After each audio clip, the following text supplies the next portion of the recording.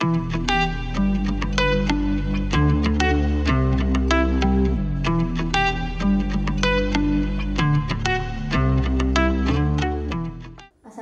warahmatullahi wabarakatuh.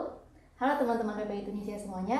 Pada kesempatan kali ini kita mau sharing bareng nih tentang kuliah di Tunisia.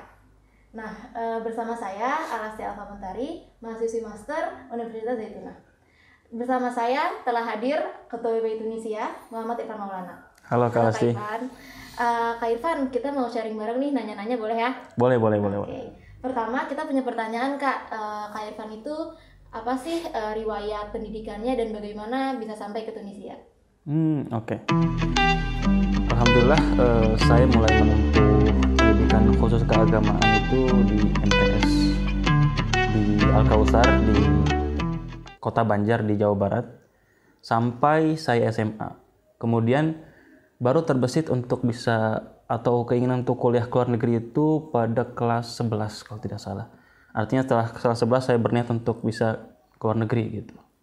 Namun setelah lulus tahun 2018, setelah artinya lulus dari SMA, saya menyadari sendiri bahwa kemampuan bahasa Arab saya itu masih belum mumpuni gitu. Makanya dari SMA saya mencoba untuk memperdalami bahasa Arab lagi di kursus bahasa Arab di Pare. 3 bulan di sana, karena saya merasa masih kurang lagi, saya pindah tempat ke Cianjur di Darul Azhar sekitar 6 bulan. Kemudian sembari menunggu pendaftaran yang ada, tidak puas di Darul Azhar, saya melanjutkan ke Amsilati di Jepara sekitar 1 bulan. Kemudian ke Hamatul Quran di Jombang. Dan alhamdulillah ketika di Jepara saya mendengar pendaftaran Tunisia ya, dari yang dibuka oleh PPI Tunisia kayak gitu. Nah, saya berfirasat bahwa ini mungkin di sini saya bisa berkuliah. Akhirnya saya berkuliah dan setelah 1 tahun menunggu perkuliahan ini, alhamdulillah saya bisa masuk ke Tunisia. Jadi menurut saya tidak apa-apa untuk ketika setelah SMA kemudian kita perlu waktu mungkin 1 tahun atau 2 tahun mempelajari bahasa Arab, baru seketika itu langsung keluar negeri. Menurut saya itu hal wajar bagi kita semua. Wah, keren banget ya, dari pindah-pindah tempat belajar, pondok pesantren sampai bisa ke Tunisia. Nah, Kak Irfan ini sekarang kuliah di mana ya? Saat ini saya magister di Az-Zaytuna Universitas, Fakultas Usuluddin, jurusan Quran, Hadis dan Sirah. Studi Quran, Hadis dan Sirah. Di Universitas Zaytuna tuh ada fakultas dan jurusan apa aja ya, Kak?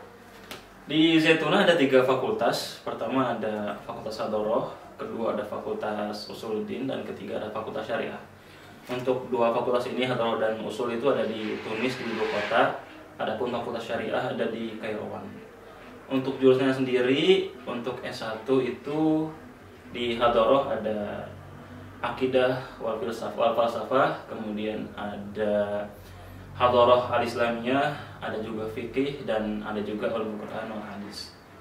Adapun untuk selengkapnya mungkin teman-teman nanti bisa cek ya di Instagram PPI, di bio ataupun deskripsi YouTube ini, video ini, ataupun teman-teman bisa dapatkan di medsos lainnya.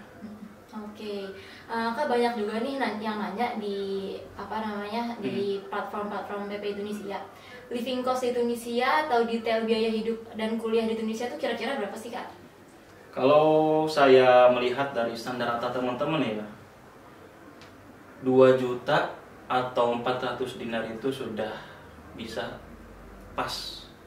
Tapi untuk bisa lebih napas sedikit, menurut saya itu 2,5 juta udah sangat enak untuk hidup kayak gitu. Itu kalau saya melihat rata-rata ya.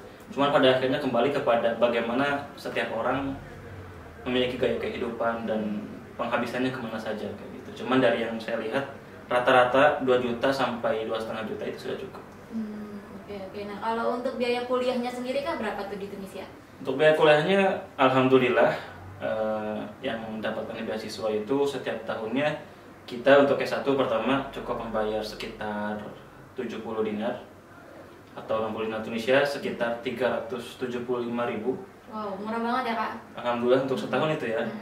Adapun untuk S2 kita membayar sekitar 600.000 setahun ya, kayak gitu. Oke. Nah, kalau persyaratan dan prosedur pendaftaran kuliah di Tunisia itu gimana, Kak? Untuk yang terbaru ya, jadi tahun 2023, karena kami setiap tahunnya dari PPI kami selalu mencoba memperbaiki prosedur pendaftaran dan juga persyaratan. Jadi untuk persyaratan awal cukup teman-teman melampirkan ijazah asli dan juga transkrip nilai yang ada. Mungkin itu saja sih. Kemudian untuk prosedur, teman-teman bisa mendaftar lewat link yang sudah tersedia di Instagram kami di @ppi_tunisia. Seperti itu. Oke. Kak, ada yang nanya juga nih tips and trick kiat-kiat untuk lulus di pendaftaran kuliah di Tunisia. Kira-kira apa sih yang dilihat saat berkas, seleksi berkas, dan juga interview? Dari kita selaku PPI kan, jadi PPI ini sebetulnya hanya menjadi mediator saja antara KBRI juga Kemendikti Tunisia kayak gitu. Jadi pada akhirnya proses seleksi ini yang menentukan adalah Kemendikti Tunisia seperti itu. Namun kita di PPI juga pastinya memiliki beberapa peninjauan dari yang kita tahu, dari yang kita alami. Pertama yang pastinya adalah nilai. Akumulasi nilai itu berapa? Menurut saya semakin besar seseorang memiliki nilai akumulasinya atau nilai akhirnya itu semakin besar kesempatannya untuk bisa masuk. Juga mungkin ijazah yang memiliki legalitas dan nasional. Karena dari kasus-kasus setahun sebelumnya ada beberapa yang memang memiliki nilai tinggi tapi ijazahnya itu tidak memiliki legalitas nasional gitu. Atau misalkan kalau bisa dilihat dari logo Garuda ataupun yang lainnya. Cuman kalau menurut saya pada akhirnya mungkin ada juga sisi takdir ya. Tidak semua yang nilainya tinggi bisa lolos, tidak semua yang nilainya misalkan ada di bawah yang lainnya tidak lolos. Pada akhirnya doa juga mempengaruhi seperti itu. Penting banget sih. Insya Allah. Benar. Nah Kak, selama di Tunisia nih, Kak Irfan kan kira-kira udah berapa tahun nih tinggal di Tunisia? Tahun ini saya tahun keempat. Cukup lama ya? Saya berangkat November akhir tahun 2019. Ini tahun keempat. Nah, selama Kak Irfan di Tunisia nih, hal apa sih yang menarik dari Tunisia yang dalam hal pola pikir, pandangan yang merubah Kak Irfan sendiri? Hal yang menarik, mungkin bagi saya sendiri ya, bagi penuntut ilmu, saya melihat pertama lingkungan Tunisia ini sangat berbeda dengan lingkungan Timur Tengah lainnya. Ini dari yang saya ketahui ya. Kenapa? Karena kemajemukan tuh benar-benar terasa. Jadi seakan-akan Tunisia itu menjadi peradukan budaya saja gitu. Ada budaya Eropa, ada budaya Timur Tengah, ada budaya Asia juga. Dan itu menurut saya mempengaruhi bagaimana pola pikir ulama-ulama Tunisia gitu. Bisa dikatakan seperti Ibnu Khaldun, kemudian Ibnu Ashur, ada Hisham Ju'aid, kemudian ada Khudar Hussein, ada Fadil bin Ashur, ada Abdul Majid Asy-Syarafi dan sebagainya. Menurut saya itu yang membentuk pola pikir ulama Zaitunah atau ulama Tunisia sendiri karena kemajemukan itu. Nah, kenapa saya mengungkit itu? Karena kalau saya tarik konteks keindonesiaan gitu. Di Indonesia sendiri kita tidak dalam satu seragam peradaban gitu. Ada banyak peradaban yang hidup di Indonesia, artinya kemajemukan itu hadir di Indonesia. Sehingga menurut saya apa yang kita dapat di sini tidak terlalu perlu banyak kontekstualisasi. Makanya saya sangat bersyukur itu. Saya sangat bersyukur di sini saya mengenal ulama-ulama Tunisia yang pemikirannya menurut saya pas dengan keindonesiaan. Jadi kira-kira Kak Irfan nih betah di Tunisia karena apa nih? Selain menuntut ilmu tentunya di dalam kampus dan juga di luar kampus, yang menarik lagi nih untuk teman-teman mendaftar di Universitas Zaitunah Tunisia. Mungkin kalau saya pribadi ya sebetulnya pada sisi subjektif saya sebetulnya kurang terlalu suka untuk jalan-jalan seperti apa. Tetapi kalau melihat teman-teman sekitar saya yang suka traveling atau kemanapun itu, memang Tunisia juga memiliki situs-situs bersejarah yang layak untuk dikunjungi. Kita bisa melihat ada El Jem, ya seperti ada di Roma gitu. Bangunan-bangunan peninggalan budaya atau peradaban Romawi, ada Carthage, ada Phoenix, dan juga kita bisa melihat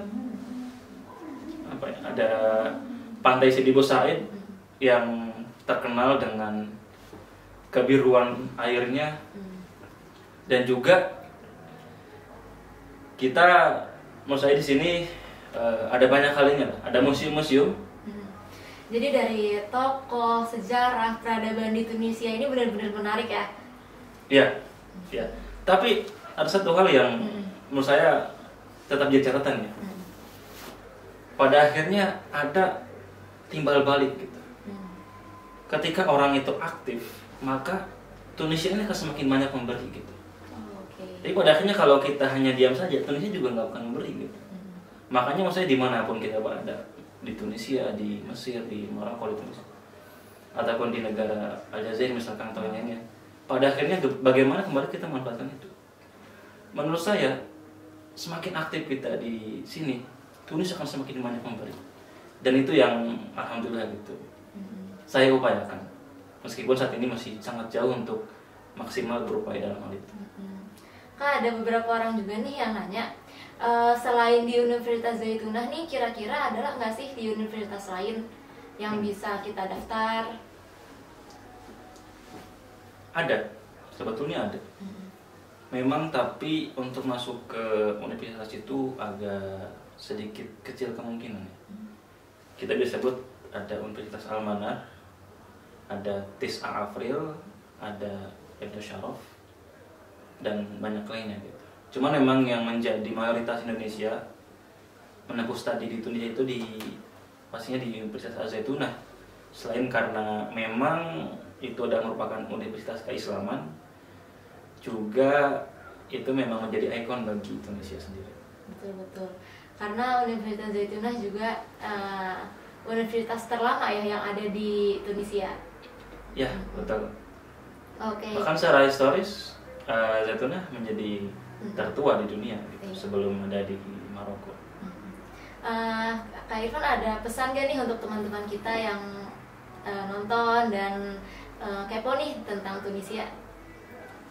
Ya, pesan saya mungkin untuk teman-teman, pastinya silahkan teman-teman yang ingin daftar ke Tunisia bisa daftarkan langsung saja ke Instagram, ke link yang kami cantumkan di Instagram ataupun di media sosial lainnya.